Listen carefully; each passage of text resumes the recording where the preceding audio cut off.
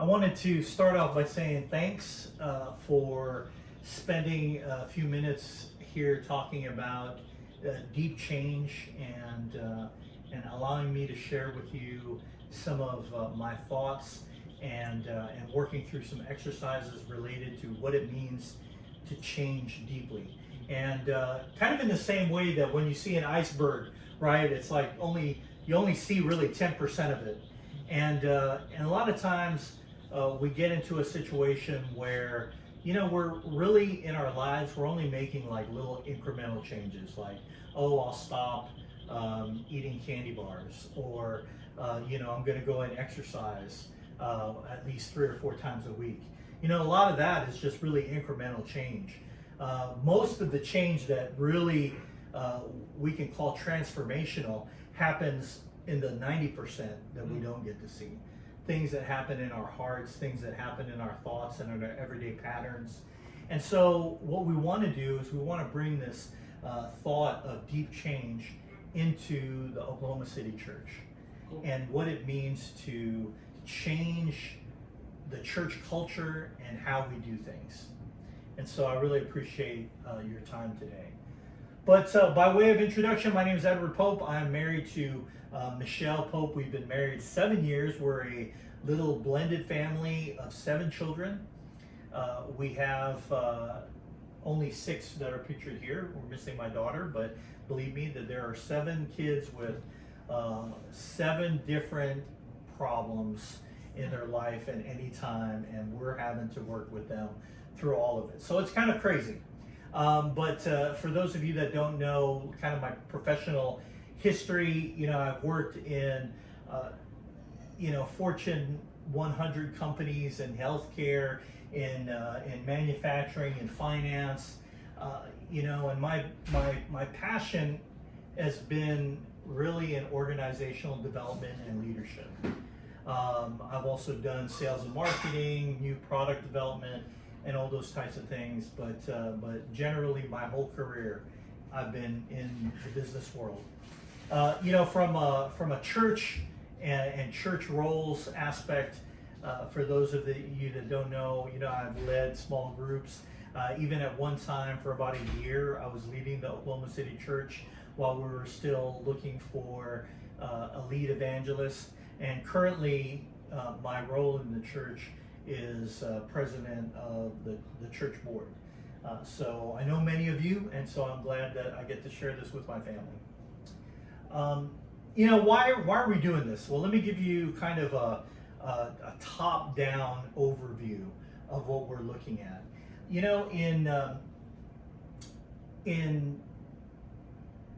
when we talk about kind of organizations and how organizations are traditionally led, you know, we really look at a top-down sort of leadership style where there's 1 or 2 or 3 or 4 guys that are in control, and they have ideas, and they direct their ideas and their thoughts and their commands down through the ranks and try to convince everybody else that this is the way that we should be going.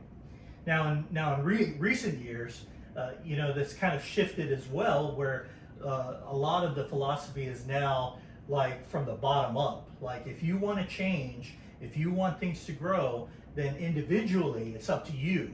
It's up to the worker to go ahead and change that. And really, the answer is somewhere in the middle. It's both top down and bottom up, and all working together for a common goal. And that's kind of what we see in the business community.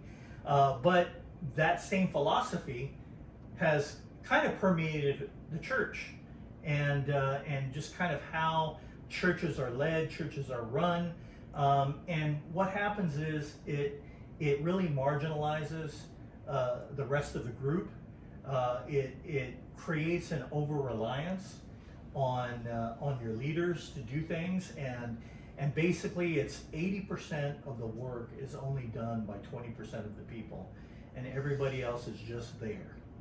You know, in Acts 8, it talks about, you know, in the first century church, one of the first situations or operational challenges that you can see in the church. Does anybody remember in Acts 8 what that might be? Anybody? The widows. Okay, yeah, feeding the widows. There were widows and orphans that weren't getting their fair share of food. And the way that they bring this up to the apostles, they're like, hey, leaders, like, we're not getting fed. And so, you know, in our culture, the leaders, what they would do is like, okay, we're going to fix it. We're going to do this and this and this. But if you see in the Bible, that's not the response that the apostles had. The apostles' response was, you, men and women of the church, need to go ahead and appoint people. Go find people that are worthy to take care of this distribution of food and handle this problem. You know, because they said that what are we going to do? Are we going to neglect the ministry of the word and prayer to wait on tables? Which seems kind of rude, but really what they were saying is like, we have a role. We have a specific role that we play. I mean, yeah, we're apostles and we were with Jesus, but we have a role, and that's ministry of the word and praying. But everybody else has a role as well in the church. And so when you have any of these issues, work through it yourselves. Let's work through it together. Let's come up with a plan together. And in Ephesians 4, starting in verse 11, the scripture says, so, you know, Christ himself gave the apostles, the prophets, the evangelists, and the pastors and teachers to equip his people for works of service so that the body of Christ may be built up. You know, and that's what we're trying to do here. As leaders and people that are involved in the church, we want to equip every single member, every single Christian, every single disciple, in order for them to be prepared for works of service that God has already planned for you. Not what the leaders have planned for you or what our thoughts are, but what are your plans? What are your dreams? How can we work together to really see that happen? And then by doing that, we can see this like 80-20 rule kind of disappear, where now everybody's working together. And what would that look like? If every single member was actively engaged in the ministry that God has set for us here in Oklahoma City. You know, it would be the fullness of God that, you know, we can have all disciples engaged within the ministry. And so, you know, before we get started, you know, I wanted to, you know, it's kind of a vulnerable subject to talk about change, because one of the things, you know, in order for us to talk about like a organizational change, many times who has to change? The individual, Yeah. right? And so what we want to do is we want to create a safe space for us to be able to share. We're going to be talking about some different subjects, asking different questions. And so it's important that we feel like we can create an atmosphere where we can share and not fear judgment or issues. So we have some ground rules, right? Rules of engagement. And I thought of these 6, and if you think of any others, we can definitely work on that. But you know, here all voices are equal. Doesn't matter if you're the leader of the church, if you're the president of the church board, or you're just the guy that comes every Sunday. All the voices here are equal. You know, when somebody's sharing, it's easy for us when somebody's sharing something to automatically in our heads, right? We're gonna, oh, that's not gonna work, or, well, what if they just did this? You know, it's important that as we're going through these exercises and we're talking, that we defer judgment. You know, keep an open mind. If you have any questions, ask questions, but let's not jump to the solution or jump to issues before we've even gotten started, right? We got to stay focused on the topic. So if we're talking about a specific topic, we can't be looking ahead or doing some other things. You know, if somebody's talking, one voice at a time, because it just makes it's a respect, and it allows us to really hear what maybe the person is saying.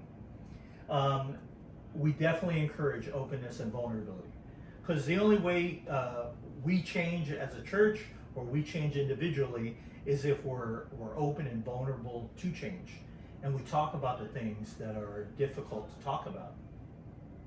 And always, just like it says in the Bible, we got to speak the truth in love, right? Was there any other things any other rules that you guys would think about? No. No? I mean, yeah, those are some really great rules. Okay. All right. Good. Good deal. So let's talk about the process, right? And what we're focused on today, right? So in a design class that I took, we really focused on a process and a theory called design thinking, right? And it's basically, for those that, it's user-centered design.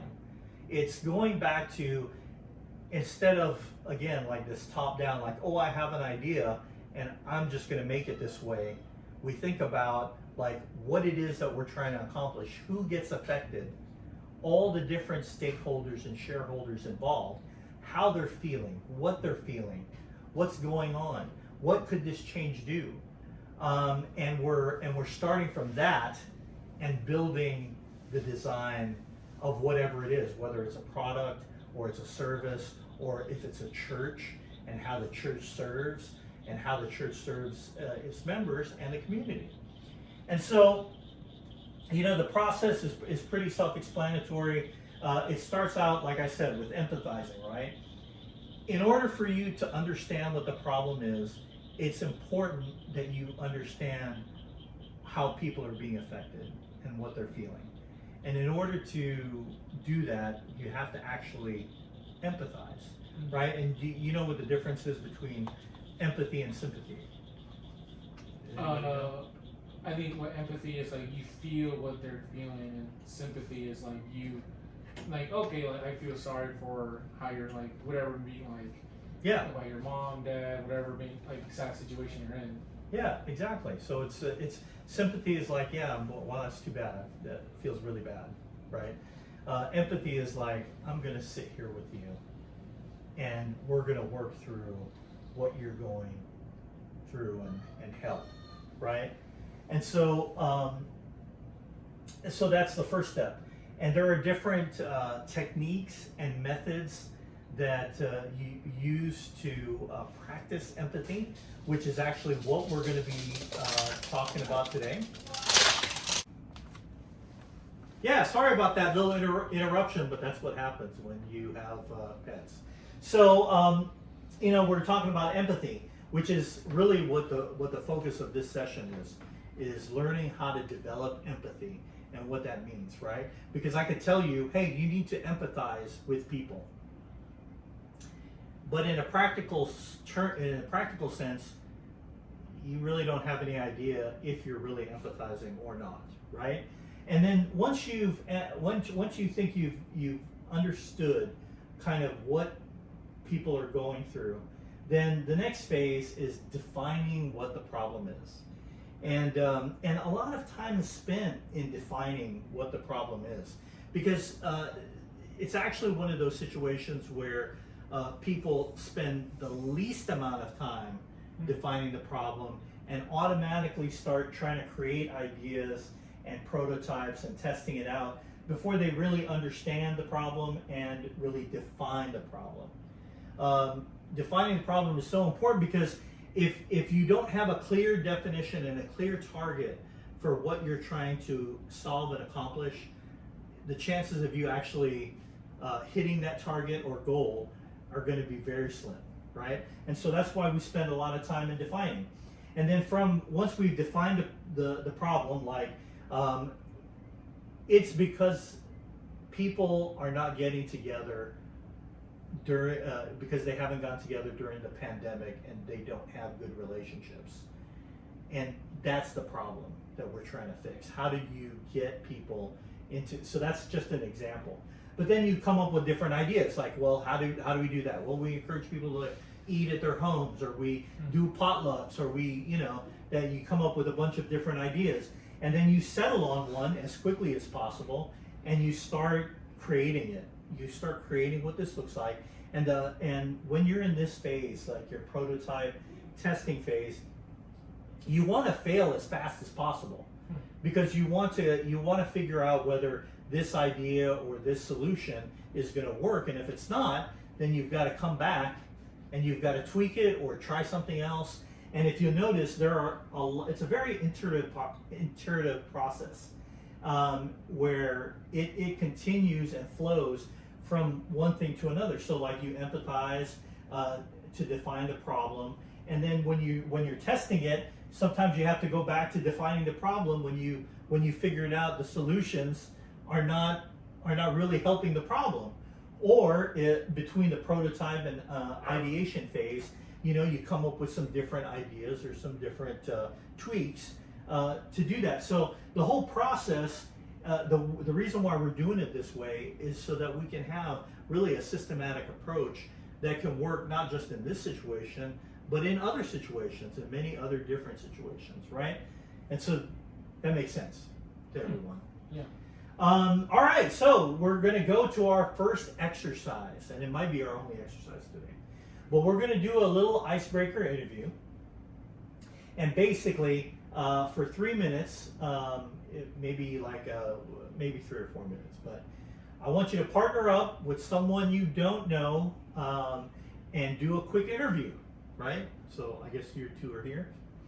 But basically, each of you spend 2 minutes to describe your baptism, describe some great victories or challenges you have had in your personal walk with Jesus, and then how do you feel about your personal walk with Jesus. And then after about 3 or 4 minutes, each of you is going to share one thing that stood out to you about your interview partner. All right? Okay. And so you're going to go and spend a couple minutes now interviewing there. Okay. What's your name? My name is Tina. My name is Martin. So, do you want me to start? Sure. All right. So describe. Honey, you want to just pause it? All right, so that was great. I'm glad you guys enjoyed that whole interview process, and it was really exciting to get to know some things about people that you really don't know anything about. And so, guess what you just did? You actually practiced empathy through that process. And there was an article that was written about the neglected ministry of asking questions.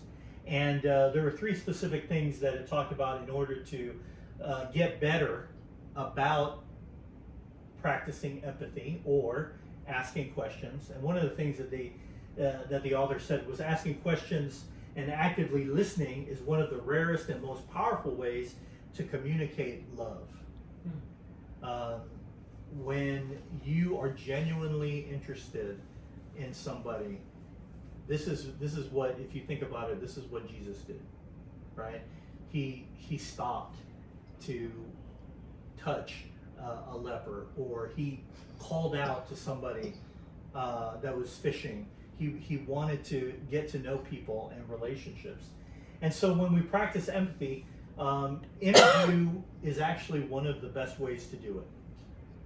Just asking people questions about their life. And so, when we think about practicing empathy, one thing is be curious about the other person. Like, be genuinely curious.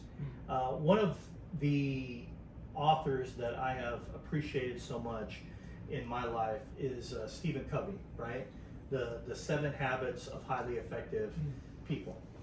And Stephen Covey says that when people are listening, they're really listening in order to provide a response, not to understand. And so that's why one of his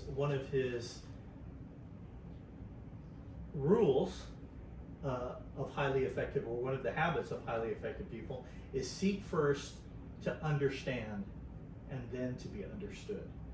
And so when we want to practice empathy, when we want to communicate with people, we have to be genuinely curious and interested about people in their life.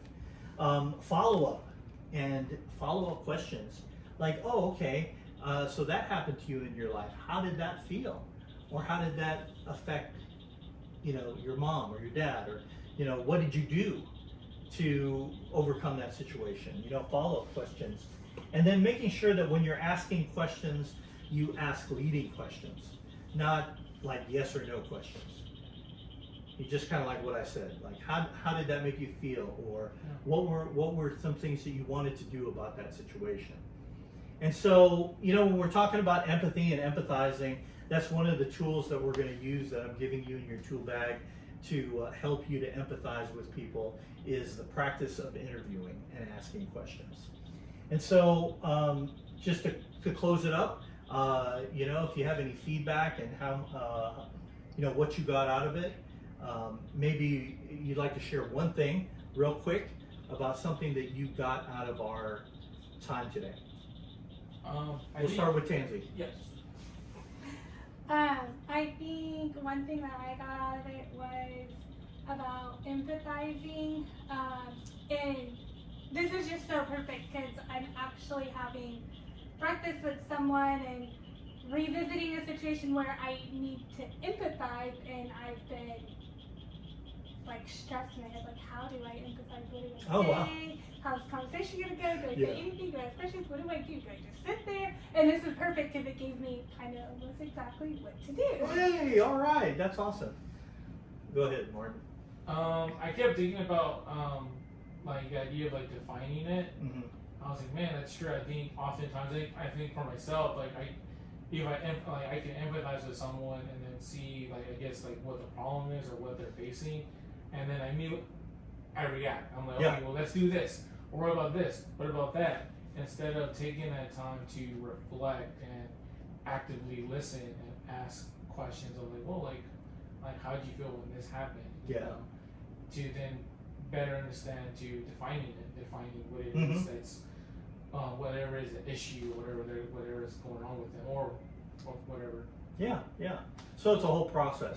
Well, I appreciate you guys and the time you took out today. Thank you very much. All right. Thank you.